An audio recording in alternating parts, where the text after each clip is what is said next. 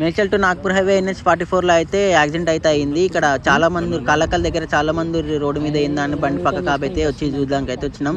ఇక్కడ డీసీఎం అయితే పల్టీ పడింది. పొద్దున మార్నింగ్ పడ్డదంట, బ్యాలెన్స్ అవుట్ అయి పడ్డదంట.